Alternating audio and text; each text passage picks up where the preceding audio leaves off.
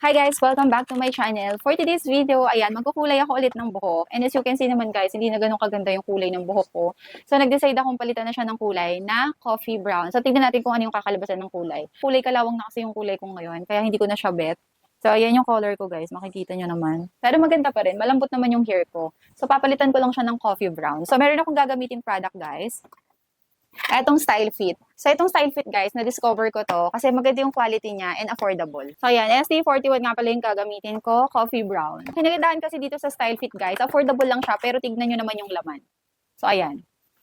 So, kompleto na siya. Meron na kayong, ayan, may cream. Meron na rin siyang oxidizer na 9%. Yung oxidizer na nilalagay nila, guys, depende yan sa ikukulay nyo sa buhok ninyo. For example, yung mga ash blonde, ayun, minsan 12% nilalagay nila doon. Pero ito kasi, coffee brown lang naman siya, so 9%. Meron na rin siyang kasamang conditioner. Meron na rin siyang kasamang brush. And of course, may kasama na siyang panglagay dito para hindi madumihan yung damit. May kasama na siyang pang ears and pang gloves. Ito siya guys.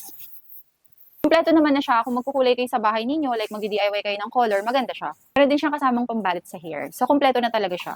As in, magkukulay ka na lang. Dito sa buhok ko, before, yung hair ko kasi medyo mahaba ng konti. So, dalawa yung nagagamit ko. Like, isa't kalahati. I think isang box na lang magagamit ko kasi medyo maikli naman na talaga hair ko.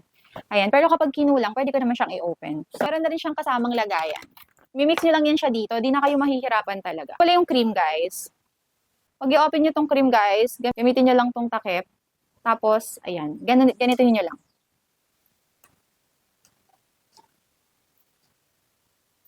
Next naman nating ilalagay is itong kanyang oxidizer. So, 9% nga lang pala to guys. Ito kasi dito guys, di na kayo magtatansya-tansya kasi sukat na talaga siya. So, magbe-base na lang kayo dito kung gaano kahaba yung buhok ninyo. Pero kapag lampas na shoulder, isa't kalahati na magagamit nyo dito para pantay yung kulay, hindi siya magpapachipat-chip. Plant-based nga pala itong pangkulay na to guys, kaya maganda siya, hindi siya masakit sa anit.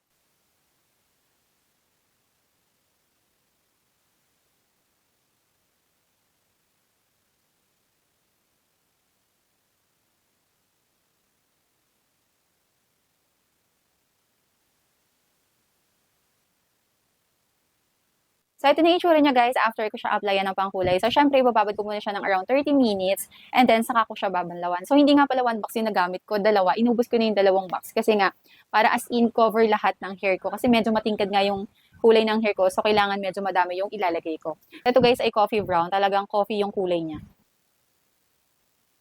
Kahit naka-gloves na ako, naman saan pa rin yung kamay ko. Pero okay lang guys, matatanggal din naman to. So, kiskisin nyo lang siyang maigi. Update ko ulit kayo after ko siyang mabanlawan. A few moments later.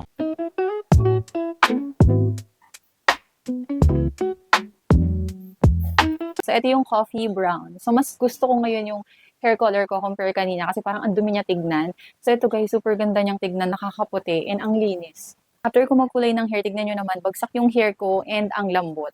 Kasi itong product na to, kapag nagkulay kayo, especially sa mga dark color, nakakalambot din siya ng buhok and nakakakintab. Diba? Ang ganda na ulit ng hair ko. So, hindi ko pa to guys ini-treatment ha. Ayun yung malapit na hair color. Ganda diba? Coffee brown. So, yun lang guys, share ko lang ulit sa inyo yung pagkulay ko ng hair. Na-miss ko kasing mag-share sa inyo ng mga ganap ko sa life. And back to dark hair color na ulit tayo. Ayan, I'm so happy sa kinalabasan ng kulay kasi napakalinis niyang tignan. Thank you so much for watching and don't forget to subscribe, like, and hit the bell button para lagi kayong updated sa lahat ng bago kong video.